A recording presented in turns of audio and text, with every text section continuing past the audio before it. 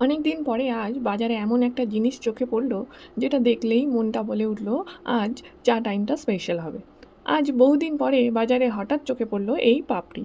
পাপড়িটা আসলে বেসন দিয়ে বানানো একটা খাস্তা, যেটা গুজরাতে খুবই জনপ্রিয়। সন্ধেবেলা চায়ের সাথে অনেকেই এটা খেতে ভালোবাসে। আসলে সারাদিনের কাজের পরে একটু শান্ত সময়ে এক কাপ গরম চা আর সাথে এমন খাস্তা, মনটাই যেন হালকা হয়ে যায়। আর সত্যি বলতে কি, এত বছর ধরে এখানে থাকতে থাকতে ধীরে ধীরে আমাদের অভ্যেসগুলোও বদলে গেছে। শুধু জায়গা নয়, মানুষের সাথে সাথে খাবারের স্বাদও জীবনের অংশ হয়ে গেছে। আমরা তো বাইরে থেকে এসেছি, কিন্তু এখন গুজরাতের অনেক খাবারই আমাদের নিজেদের মতো মনে হয়।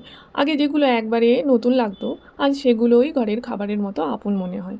এই পাপড়ি যেমন, আগে নামটাও ঠিক করে জানতাম না, আর এখন বাজারে দেখলেই মনটা টান দেয়।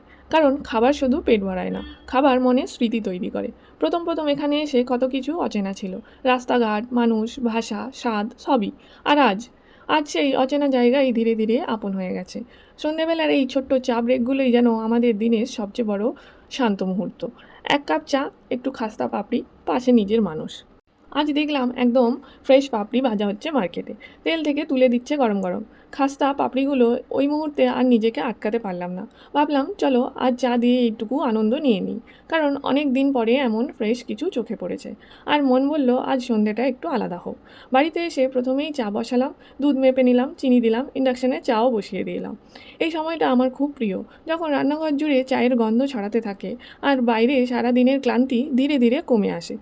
এইদিকে একটা বড় সাইজের ট্রে বের করে তার মধ্যে পাপড়িগুলো ঢেলে রেখেছি।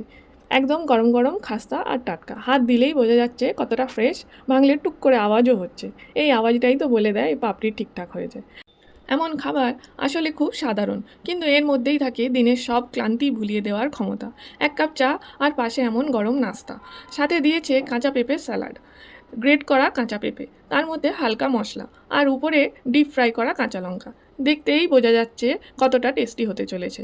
এই স্যালাডটা আসলে পাপড়ির সাথে এমন সুন্দর ব্যালেন্স করে, একদিকে খাস্তা পাপড়ি আর অন্যদিকে একটু টকঝাল স্যালাড। কম্বিনেশনটা সত্যিই দারুণ। আর আছে লাল চাটনি। এই চাটনিটা তো সবারই খুব প্রিয়। পাপড়িতে একটু চাটনি লাগিয়েই স্বাদটা একেবারে অন্য লেভেলের চলে যায়। এদিকে চাটাও রেডি হয়ে গেছে। আস্তে আস্তে চাটা ছেঁকে নিচ্ছি, কাপ থেকে গরম ধোঁয়া উঠছে, রান্নাঘর জুড়ে চায়ের সুন্দর গন্ধ। এই মুহূর্তগুলো আমার খুব ভালো লাগে, যখন সব কিছু রেডি আর শুধু বসে উপভোগ করার পালা। চলো এবার বসে খেয়ে নিই। দিনভর কাজের পরে এই ছোট্ট চা ব্রেকটাই যেন সবচেয়ে শান্ত সময়।